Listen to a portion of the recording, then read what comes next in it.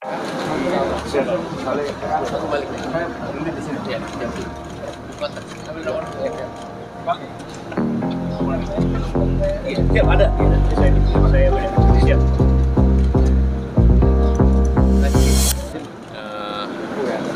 Di Jawa Timur dan yang dipastikan adalah di 4 kabupaten. Kemudian di Aceh ada 2 kabupaten.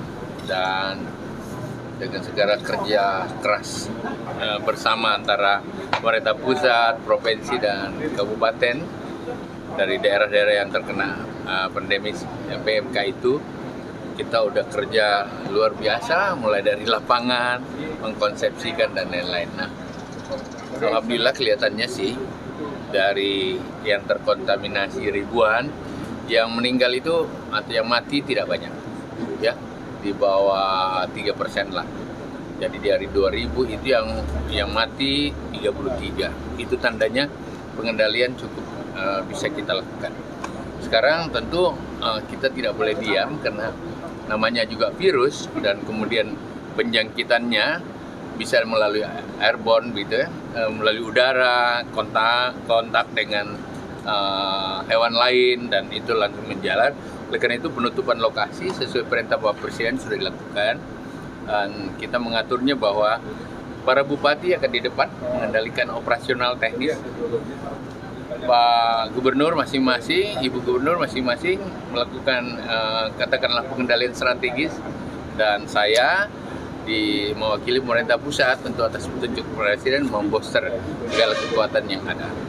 Mudah-mudahan langkah ini kelihatannya cukup efektif. Selama 4 hari kita lakukan pengembangan, hampir kita lihat sangat-sangat rendah, tetapi kita nggak boleh pede. Tetap aja semua pihak harus dilakukan, terutama kita berharap bahwa kesimpulan yang ada untuk sementara tidak ada pemusnahan.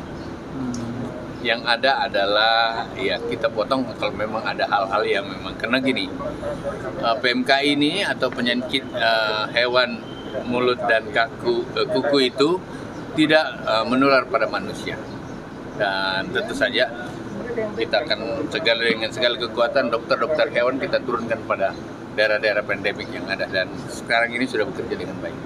Pak Menteri, apakah terus oleh Pak Bupati di setiap daerah seperti ini. Pak Menteri, apakah sudah ada status KLB yang di Jawa Timur? Oh sudah. Saya sudah tetapkan sebagai Menteri bahwa ada 4 kabupaten daerah pandemik di Jawa Timur dan 2 kabupaten, dan sementara kita tangani. Berpengaruh nggak dengan suplai daging sapi? Kita berharap sih jangan, ya tentu saja karena ini juga pandemik. Kalau kita tidak tangani dengan baik, apalagi terjadi kepanikan yang sebenarnya tidak perlu, bisa saja ini mau berpengaruh. Tapi kalau kita buka secara baik, normatif, melihat kondisi yang ada, kita tangani dengan baik, saya kira enggak.